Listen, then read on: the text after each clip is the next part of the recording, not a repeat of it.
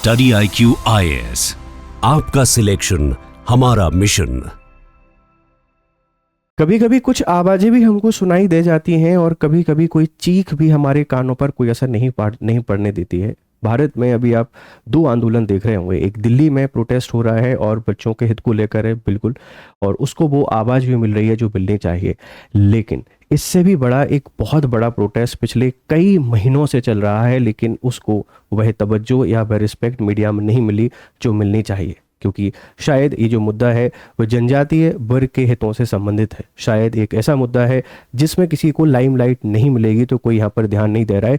दिल्ली, वहाँ से भारत की राजनीति चलती है और दिल्ली में पहुँचने पर लाइमलाइट हर किसी को मिल जाती है, तो सबकी नज़र वहाँ पर है। लेकिन एक ऐसा वर्ग जिसको कोई नहीं देख रहा है, उसकी आवाज़ किसी को तो बनना पड़ेगा। तो आज का जो हमारा मुद्दा है वह केन बेतवा लिंग को लेकर आदिवासियों के द्वारा चिता आंदोलन किया जा रहा है। वो जल समाधि लेकर बैठे हुए हैं कि तभी हटेंगे जब हम यहाँ से मर जाएंगे, नहीं तो नहीं हटेंगे, क्योंकि ये जो मुद्दा है ये विकास बनाम पर्यावरण को लेकर है। आप सब लोग जानते हैं कि भारत का एक बहुत ही इंपॉर्टेंट रिवर लिंक प्रोजेक्ट है जिसको केन बेतवा लिंक प्रोजेक्ट के नाम से जानते हैं। लगभग 44,000 करोड़ का प्रोजेक्ट है और इस प्रोजेक्ट के द्वारा बुंदेलखंड का कायाकल्प किया जाएगा, ऐसे सरकारी आंकड़े और ऐसे सरकारी दावे हमको बताते हैं। हालांकि जब हम विकास की बात करते हैं तो कहीं ना कहीं विनाश हमको दिखाई देता है, और विनाश के तौर पर तो सबसे ज़्यादा नुकसान किसी को पहुंचता है वो पर्यावरण है। पर्यावरण के साथ में जो वाइल्ड लाइफ है और उसके बाद हमारे जनजाति वर्ग, क्योंकि उनके हित पूरे तरीके से जंगलों पर निर्भर करते हैं। तो भारत का एक बहुत इंपॉर्टेंट प्रोजेक्ट है जो अटल बिहारी वाजपेयी जी का सपना है। हालांकि यहाँ दो मुद्दे हैं, विकास बना पर्यावरण है। हम डिस्कस करेंगे कैसे इसका सॉल्यूशन निकाला जा सकता है। विरोध क्यों कर रहे हैं? क्या विरोध के पीछे की वजह डैम है? क्या नहीं, विरोध के पीछे की वजह कुछ और है। वो क्या है इसको मैं आपको समझाने की कोशिश करूंगा। आगे बढ़ते हैं, पहले एक बार आपको बता देते हैं कि हम आपके सामने आए क्यों हैं, वजह क्या है। वजह ये पीछे बैठे हुए लोग हैं, ये जिंदा हैं लेकिन चिता की तरह लेटे हुए हैं और कई महीनों से आंदोलन कर रहे हैं, लेकिन शायद वो आवाज इनको नहीं मिल पाए जो मिलनी चाहिए। चलिए आज बात करते हैं जनजाति के हितों की, वनों के रक्षाकरण की और वन्य जीवों के बेहतरी की। विकास बनाम पर्यावरण के बीच का समाधान क्या हो सकता है। न्यूज देख लीजिए क्या है, द हिंदू ने कवर किया हुआ है, Ken Betwa protest, why are tribal opposing the river linking project. एक नदी जोड़ो परियोजना है जो उस क्षेत्र के विकास के लिए बहुत इंपॉर्टेंट है। आप सब लोग जानते हैं कि बुंदेलखंड भारत के सबसे ज़्यादा सूखा प्रभावित क्षेत्रों में है और बुंदेलखंड में जो बेतवा नदी बहती है, गर्मी के मौसम में पानी की कमी आ जाती है, समर से ही पानी की कमी को फेस करने लगती है। तो इस पानी की कमी को दूर करने के लिए हम एक प्रोजेक्ट लेकर आए जिसको केन बेतवा लिंक के नाम से जानते हैं। केन नदी का जो सरप्लस पानी है उसको बेतवा नदी में पहुंचाया जाएगा एक कैनाल के थ्रू। जब ये काम यहाँ पे किया जा रहा है तो इस काम में बहुत सारा जंगल वाला एरिया जा रहा है। यहाँ पर आपको एक देखने को मिल जाता है पन्ना नेशनल पार्क। पन्ना नेशनल पार्क का बहुत सारा एरिया जाता है और अगर वो एरिया जा रहा है तो सबसे पहले वनों का लॉस होगा। वनों का लॉस होगा तो बहुत सारे वन्य जीवों का लॉस होगा, और वन्य जीवों का लॉस होगा तो वहाँ की जनजातियों के हित बहुत बड़े स्तर पर प्रभावित होंगे। अब ये प्रोजेक्ट देखो विकास के लिए जरूरी है क्योंकि बुंदेलखंड सूखा से बहुत बड़े स्तर पर ग्रसित रहता है, तो वहाँ इरिगेशन एक्टिविटी करने के लिए लिंक करना बहुत जरूरी है। लेकिन लिंकिंग के सॉल्यूशन हो सकते हैं, उन सॉल्यूशन पर भी बात करेंगे, और जनजाति विरोध क्यों कर रही है वो भी जानना आपके यहाँ पर जरूरी है। जब ये प्रोजेक्ट सब कुछ बेहतरी के लिए है, सब कुछ यहाँ पर अच्छा कर रहा है, तो विरोध के पीछे कोई ना कोई वजह तो यहाँ पर जरूर होगी। तो पहले एक बार मैं आपको प्रोजेक्ट दिखा देता हूँ कि कहाँ पर क्या काम चल रहा है। आप जरा इस मैप को यहाँ पर देख लीजिए। ये प्यारा मध्य प्रदेश है, ये प्यारा आपके पास यूपी है। आपको यहाँ दो नदियाँ दिखाई दे रही होंगी।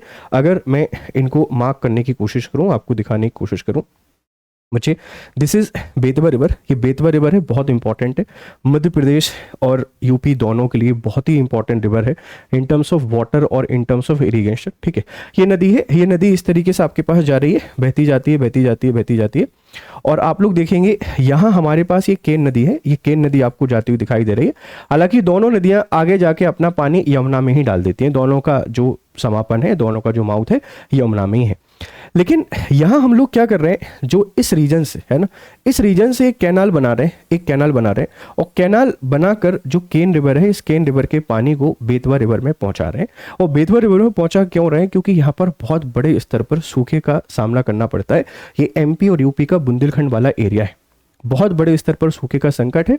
सूखे का संकट है तो कृषि नहीं हो पाती है, कृषि नहीं हो पाती है तो आर्थिक स्थिति बहुत खराब है, रोजगार नहीं मिल पाता है, कृषि, स्वास्थ्य, सारी चीज़ें प्रभावित होती हैं, आप लोग जानते ही जानते हैं, क्योंकि इस रीजन की जो सबसे बड़ी समस्या है वो सूखा ही है, राइट।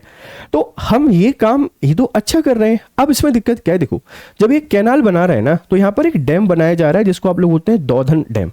यहाँ एक बांध बना रहे हैं और इस बांध को आप लोग कहते हैं दौधन डैम के नाम से जाना जाता है। और जब दौधन डैम को बना रहे हैं तो ये बहुत सारा एरिया कवर कर रहा है और इसमें पन्ना नेशनल पार्क आपका जा रहा है। और पन्ना नेशनल पार्क अगर जाएगा तो वनों का बहुत बड़े स्तर पर लॉस होगा, क्योंकि डैम तो बहुत पानी कवर करता है। अगर वनों का लॉस होगा तो यहाँ पे बहुत सारी स्पीसीज पाई जाती हैं जो इंडेंजर्ड है, वनरेबल हैं, उन स्पीसीज को अपना घर तलाशना पड़ेगा।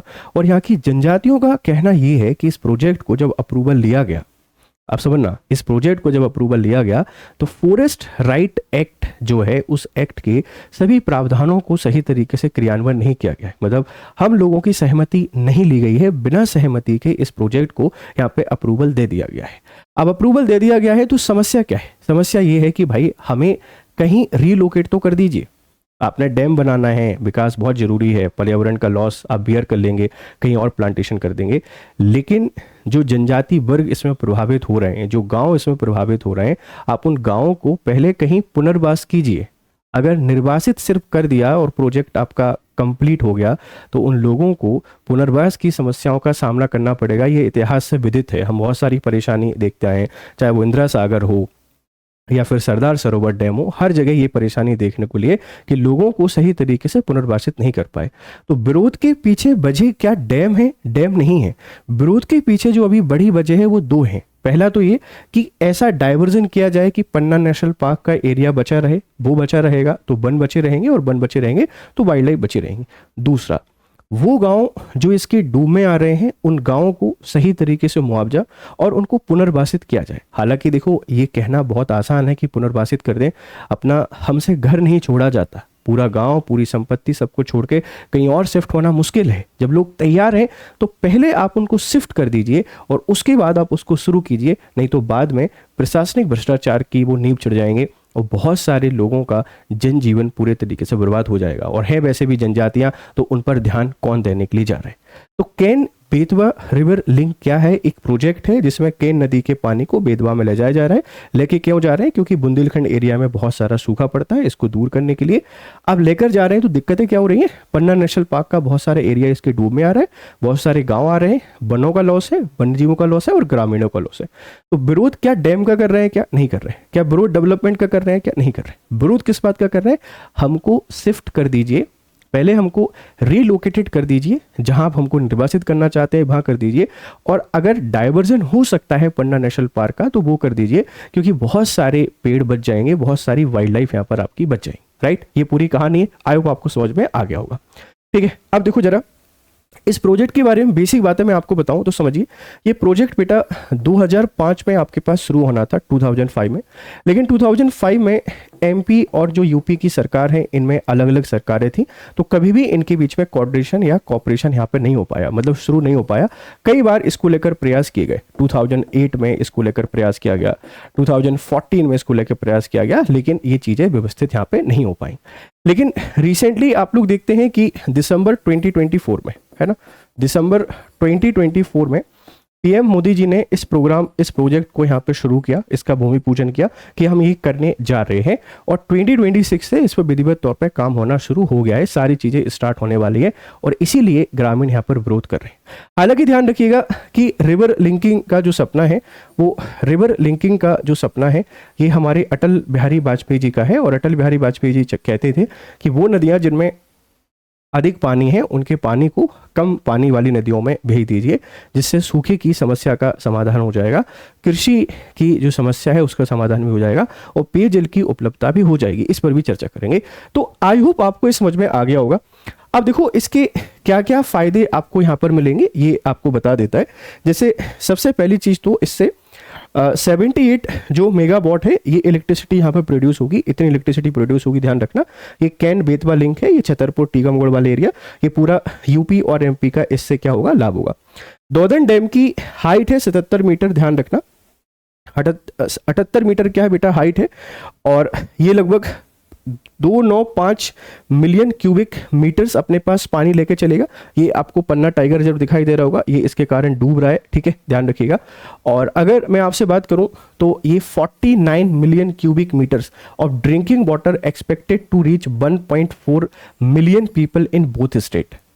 49 मिलियन क्यूबिक जो मीटर्स आपके पास पानी है ये पहुंचेगा 1.4 मिलियन लोगों को। मतलब ड्रिंकिंग पानी की जो समस्या है, पेयजल की समस्या, उसका समाधान इससे हो जाएगा, ठीक है। फिर अगर मैं आपसे बात करूं तो जो 9000 हेक्टेयर के आसपास total land to be submerge इसमें होगा, और इसमें 5258 हेक्टेयर फॉरेस्ट एरिया है जो डैम को बनाने के लिए, पूरा कैनाल को करने के लिए 9000 हेक्टेयर के आसपास जमीन जाएगी। उसमें चिंता की जो बात है वो ये है कि 5200 हेक्टेयर जमीन फॉरेस्ट लैंड है। फॉरेस्ट आप कहाँ से लेके आओगे? और इसमें 4141 ओनली पन्ना टाइगर रिजर्व की है। पन्ना टाइगर रिजर्व कितना इंपॉर्टेंट है आप सब इस बात को जानते ही हैं, लेकिन लड़ाई वही विकास बना पर्यावरण है। तो समाधान मैंने आपको बताया कि आप इसको डाइवर्ट करने की कोशिश कीजिए। रूट अगर डाइवर्ट हो सकता है, कोई दूसरा तरीका निकाल के और इसको यहाँ पे इम्प्लीमेंट किया जा सकता है और पर्यावरण का संरक्षण किया जा सकता है। साथ में जो जनजाति है, इस जनजाति वर्ग के हितों का ध्यान रखना भी जरूरी है। अगर आप ध्यान नहीं रखोगे तो बहुत सारी परेशानियां जनजातियां वैसे भी फेस कर रही हैं, कुछ और परेशानियां उनको यहाँ पे देखने को मिल जाएगा, ठीक है। तो क्या क्या इसमें प्रभावित हो रहा है, किस किस के हितों को ये प्रभावित कर रहे हैं, मुझे पूरी उम्मीद है आपको सारी बातें समझ में आ रही होंगी, ठीक है ना। अब देखो 2 नदियां हैं, जरा इनके बारे में कुछ बेसिक बातें और आप लोग देख लीजिए। जैसे एक बेतवा रिवर है, बेतवा नदी। ये आपसे कोई पूछ सकता है बेतवा नदी के बारे में, तो ये बेटा कुमरा गांव है, कुमरा गांव रायसेन। इस कुमरा गांव रायसेन से आपके पास निकलती है और लगभग ये 590 किलोमीटर के आसपास की दूरी तय करके ये यूपी में यमुना में जाके अपना पानी यहाँ पे डाल देती है। जो यमुना है, इस यमुना में जाके अपना पानी डाल देती है ना, डाल देती है, इस बात को ध्यान रखना। केन नदी की बात करते हैं तो ये केन नदी निकलती है जो कैमूर हिल्स है, इन कैमूर हिल। और कैमूर हिल कहाँ पड़ता है? कटनी। यहाँ से निकल के ये भी अपना पानी कहाँ डाल देती है? यमुना नदी में जाके डाल देती है। दोनों की दोनों हमारी नॉर्थ वर्ड रिवर आपको देखने को मिल जाएंगी। तो इनका उद्गम कहाँ से होता है, अपना पानी कहाँ जाके डालती है, आप इसको भी देख लीजिएगा। अब अगर मैं आपसे बात करूँ रिवर लिंकिंग प्रोजेक्ट को लेकर, तो देखो river linking project Atal Bihari Vajpayee ji का एक बहुत इंपॉर्टेंट प्रोजेक्ट था। और इसमें उन्होंने एक आइडिया हमको दिया था कि जैसे जितनी भी हमारी हिमालयन रिवर है, हिमालयन रिवर आप सबको पता है कि सरप्लस इन वाटर होती हैं हिमालयन रिवर। आप इन हिमालयन रिवर के पानी को उन पेनिनसुलर रिवर में लिंक कर दीजिए, जिनके पास पानी की कमी है। तो इससे क्या होगा, हमारा बहुत सारा पानी जो बहके ऐसे ही चला जाता है वो बच जाएगा, और इसी के साथ में जो सूखे की समस्या है इसका समाधान भी हो जाएगा। एग्रीकल्चर प्रोडक्शन आपका बढ़ेगा और ड्रिंकिंग वाटर जो है उस वाटर की फैसिलिटी भी आपकी बढ़ जाएगी। और आप अगर कैनाल बना के सारी रिवर को लिंक करेंगे तो इनलैंड जो वाटरवेज हैं ये भी आपके बन जाएंगे। जैसे यूरोप में आपको बहुत सारे इनलैंड वाटरवेज देखने को मिलते हैं। वजह यही है कि उन्होंने बहुत सारी नदियों को कैनाल से जोड़ रखा है, लेकिन भारत के लिए ये करना थोड़ा सा चैलेंजिंग है। चैलेंजिंग क्यों है? क्योंकि बहुत ही कॉस्टली प्रोजेक्ट है, इसमें बहुत सारा खर्चा आपका आने वाला है, बहुत कॉस्टली है, इस बात को ध्यान रखिएगा। तो अभी कुछ प्रोजेक्टों पर काम चल रहा है, उसमें सबसे इंपॉर्टेंट केन बेतवा है, और ये केन बेतवा बहुत बड़े स्तर पर विरोध देख रही है। विरोध की वजह मैंने आपको बता दी है कि डैम नहीं है, विरोध की वजह है पहला पर्यावरण, आप उसका समाधान निकालिए। दूसरा जनजातियों की मांग है कि आप हमको विस्थापित कर दीजिए, पहले हमको कहीं यहाँ से निकाल के विस्थापित कीजिए, पुनर्वास कीजिए, उसके बाद आपने जो करना है करते रहिए, और पर्यावरण संरक्षण का थोड़ा सा ध्यान रखिए। ये पूरा का पूरा इंपॉर्टेंट टॉपिक था, उम्मीद है आपको समझ में आया होगा। अब इसको हमने देखो स्लाइड में भी कवर किया है, मैं स्लाइड को थोड़ा उतना कंफर्टेबल होता नहीं हूँ, तो ये देख लीजिए कि ये जल सत्याग्रह जुलाई 2026 की गूंज आपको दिखाई दे रही है। छतरपुर के कूपी गांव में आदिवासियों का प्रदर्शन है, बरना नदी के बीचों बीच जल सत्याग्रह और भूख हड़ताल कर रहे हैं। तो ये जगह देख लीजिएगा, कूपी जगह, और ये नदी ये भी देख लीजिएगा। कार्यकर्ता अमित भटनागर के नेतृत्व में 14 दिवसीय आंदोलन यहाँ पे चलाया, न्याय दो या मार दो, है ना। अब ये लोग जब तक चला रहे हैं, कुछ लोगों का कहना यह है कि जब तक हम न्याय नहीं मिलेगा तब तक हम इस आंदोलन को चलाते रहेंगे। तो कहां पर हो रहा है इसको जरा देख लीजिएगा। वजह क्या है, ये इतनी बड़ी परियोजना है, दौधन बांध का यहाँ पर निर्माण किया जा रहा है। ये नहर की लंबाई देख लेना, 221 किलोमीटर लंबाई है, ठीक है। अब इसके आर्थिक लाभ क्या है? जैसे 62 लाख लोगों को पेयजल को आपूर्ति हो जाएगी, 10.6 लाख हेक्टेयर में हम भूमि की सिंचाई हो जाएगी, और 103 मेगावाट के आसपास वो 103 कर लेना, उसको 88 जो लिखा हुआ था बच्चे, इतनी ही प्रोडक्शन होगा, और 27 मेगावाट सौर ऊर्जा भी उत्पादित होगी। सूखा निवारण, बुंदेलखंड का सूखे का विकास यहाँ पे हो जाएगा। ये तो इसके फायदे हैं। चैलेंजेस मैं आपको कई बार बता चुका हूं, तो चैलेंजेस भी देख लीजिए।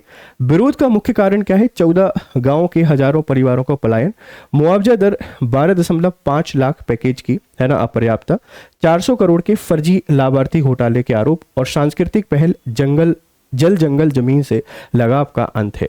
मतलब 12, आप सोचिए ना, 14 गांव के लोग जाएंगे, 12 लाख रुपए का सरकार ने पैकेज दिया है, उसमें भी 400 करोड़ का लोगों ने घोटाला कर दिया है, इसके भी आरोप यहाँ पे लग रहे हैं। तो इसीलिए ये लोग विरोध कर रहे हैं। ठीक है, तो ये प्रभावित परिवारों की प्रमुख मांगे क्या है? देखिए, इकाई परिभाषा पूरा परिवार, अभी 12.5 लाख रुपए मिल रहे हैं, ये बोल रहे हैं कि भैया हमको 25 लाख या उससे अधिक दो।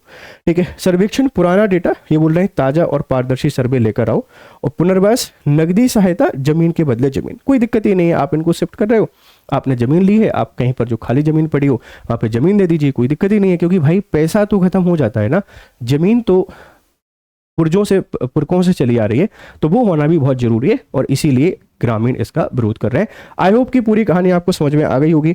आप अपनी राय यहाँ पे हमको जरूर दीजिएगा कि क्या इसका समाधान हो सकता है, और इसकी शुरुआत देख लीजिए कि 2024 में शिलान्यास किया गया, अप्रैल 2026 में पहला बड़ा विरोध, जुलाई 2026 में भूख हड़ताल और पुलिस कार्रवाई, वर्तमान में मुआवजे की मांग यहाँ पर जारी है। ठीक है, आप अगर यूपीएससी की तैयारी कर रहे हैं, यहाँ पर आ जाइए और हमारे कोर्सेस में जुड़ सकते हैं, जिनकी शुरुआत 27 जुलाई से हो रही है, 27 जुलाई से। आप GRS लाइव कोड का यूज करके आते हैं, तो ये कोर्स आपको इस प्राइस पे मिल जाते हैं, और हमारे कोर्स स्मार्ट मॉडल पर आधारित है, जिनमें सब कुछ आपको बेहतर तरीके से पढ़ाया जाता है। Thank you very much, have a nice time, good day to all, bye bye. Study IQ IAS, आपका सिलेक्शन हमारा मिशन।